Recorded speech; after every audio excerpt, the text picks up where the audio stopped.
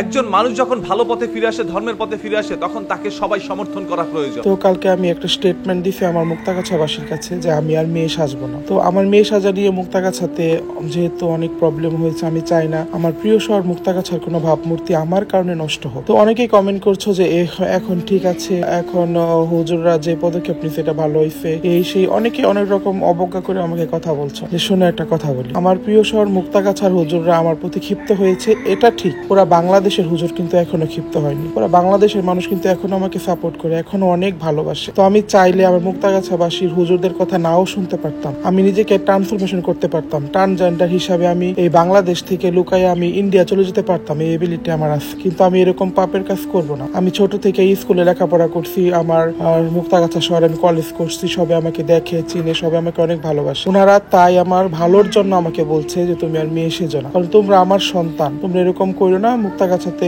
থাকতে হলে এরকম না করাটাই বেটার। তো আমি চাইলে ওদের সাথে তেরামি করে আমি বাংলাদেশ থেকে লুকাইয়া ইন্ডিয়া চলে যেতে পারতাম। আমার এই সাজের জন্য, আমার এই সাময়িক শান্তির জন্য মনে করলেন যে আমি ইন্ডিয়া চলে যেয়ে নিজেকে ট্রান্সফরমেশন করে আমি ট্রান্সজেন্ডার হয়ে ভিডিও করতে পারতাম আমি। কিন্তু এটার কোনো লাভ আছে? আমি এতদিন সাজছি শুধু আপনাদেরকে হাসানোর জন্য। আমার প্রথম অবস্থার ভিডিওগুলো আপনারা লক্ষ্য করবেন যে আমি সবসময় কিন্তু ছেলে সেজে ভিডিও করতাম। অনেক ভিডিও আমি ছেলে সেজে করি, এখনো মাঝে মাঝে করি। তো মাঝে মাঝে আমার যখন সাজার প্রয়োজন আমি তখনই সাজি। তো আপনারা যারা আমার নিয়ে অনেক ধরনের কথা বলতেছেন, তাদের উদ্দেশ্যে এটাই ছিল যে ভাই, আমি সিদ্ধান্ত নিয়েছিলাম 2-1 বছর পর আমি আর সাজবো না। তো যেহেতু আগে এরকম একটা প্রবলেম হয়ে গেল, যেহেতু মুক্তাগাছাবাসী আমার অনুরোধ করলো, বললো, এই কারণে এখন আমাকে অনেক মানুষ ভালোবাসে, আমি এটা জানি। তো এটাই যেহেতু আমি পরিবর্তন হয়ে গেছি, আমি আর মেয়ে সাজবো না, সেহেতু আপনারা আমাকে ওইভাবে আর খারাপ ইঙ্গিতে কথা বললেন না।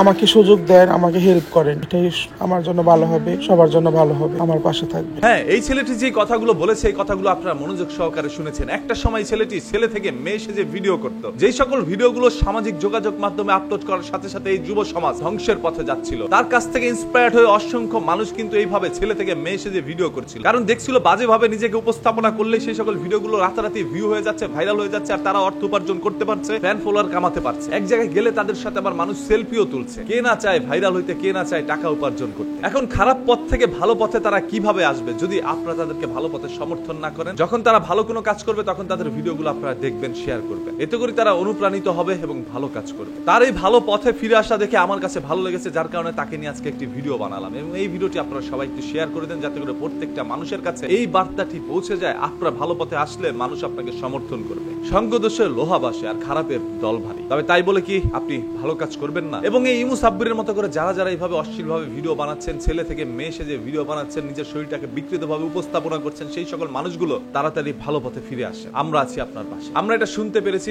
মুক্তাগাছাবাসী তাকে বুঝিয়েছে যে তুমি ভালো পথে ফিরে আসো, আদারওয়াইজ তুমি কিন্তু ধ্বংস হয়ে যাবে। যখন এলাকাবাসী একত্র হয়ে তাকে এইভাবে বুঝাইলো, তখন তিনি নিজেও বুঝতে পারলো। তবে এটা মন থেকে বুঝে আইসেন, মানুষের বাধ্যকতা থেকে নিজে ভালো পথে আইসেন না। নামাজ রোজা মানুষকে দেখানোর জন্য করলে সেটা কবুল হয় না। আল্লাহ তাআলাকে খুশি করার জন্য কাজ করেন। আমাদের প্রত্যেকটা বান্দার দায়িত্ব হচ্ছে মহান আল্লাহ তাআলাকে খুশি করা। আল্লাহ তাআলাকে খুশি করার জন্য যেটা করতে বলেছে আমাদের সবার সেটাই করা উচিত।